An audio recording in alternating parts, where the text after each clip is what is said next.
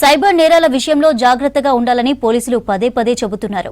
Unknown calls విషయంలో అప్రమత్తంగా ఉండాలని, ఏదైనా అనుమానం వస్తే సైబర్ క్రైమ్ పోలీసులకు ఫిర్యాదు చేయాలని సూచిస్తున్నారు. ఇప్పుడు ఏకంగా సైబర్ మోసాల కేసులను దర్యాప్తు చేసిన పోలీసు అధికారులకే శటగోపురం పెట్టారు కేటుగాళ్లు. పోలీస్ ఇన్స్పెక్టర్లు సైబర్ నేరగాళ్ల వలలో చిక్కుకొని లక్షలు పోగొట్టుకున్నారు.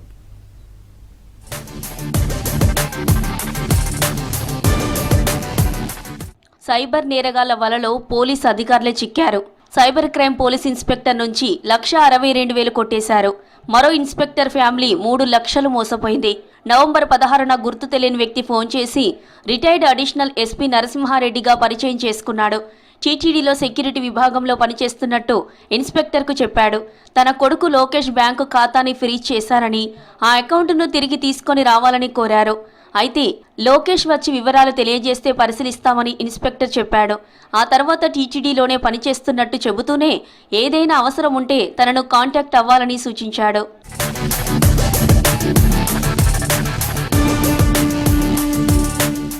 ఇదే సమయంలో ఇన్స్పెక్టర్ భార్య టీటీడీలో ఓ సాంస్కృతిక కార్యక్రమానికి వెళ్లడానికి అడిగింది.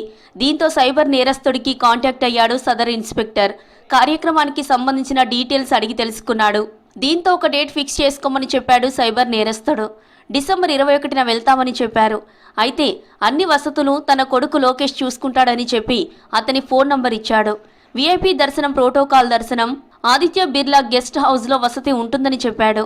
ముందు 1,62,000 రూపాయలు ట్రాన్స్ఫర్ చేయించుకున్నాడు. తర్వాత టికెట్లు అడిగితే ఎలాంటి రెస్పాన్స్ లేకపోవడంతో మోసపోయామని గ్రహించారు. సైబర్ క్రైమ్లో ఫిర్యాదు చేశారు.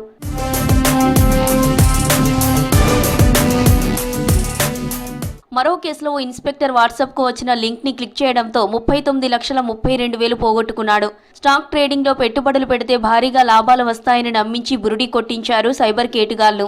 బాధితుడు సిఐకి గత నెల 24న వాట్సాప్ కాల్ వచ్చింది. కాల్లో మాట్లాడిన గుర్తు తెలియని వ్యక్తి ఆన్లైన్ ట్రేడింగ్ను వివరించి సిఐడి స్పెషల్ ట్రైనింగ్ ప్రోగ్రామ్ దేవా 1813 పేరుతో ఆ గ్రూప్లో జాయిన్ చేయించాడు. అందులో ఇప్పటికే 98 మంది సభ్యులున్నారు. మొదట గ్రూప్ని పరిశీలించిన ఇన్స్పెక్టర్ చాటింగ్లో అందరూ లాభాలు పొందామని చెప్పడంతో సదర్ ఇన్స్పెక్టర్ 39 లక్షల పెట్టుబడి పెట్టాడు. మొదటగా 50,000 పెట్టి యూజర్ ఐడి పాస్వర్డ్తో ప్రత్యేక పేజీని తీసుకున్నాడు.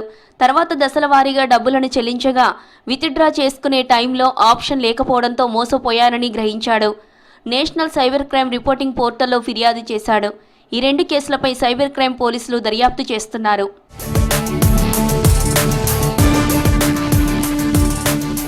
సైబర్ నేరస్తులు పోలీసు ఉన్నతాధికారులను కూడా వదలడం లేదు.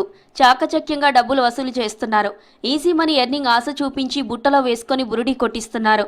దీంతో సైబర్ మోసాల పట్ల అప్రమత్తంగా ఉండాలని, వచ్చిన ఏ లింకు క్లిక్ చేయకుండా జాగ్రత్తలు తీసుకోవడంతో పాటు ఎటువంటి ఆఫర్లు ఇచ్చినా అత్యాశకు పోవద్దని సూచిస్తున్నారు పోలీసులు.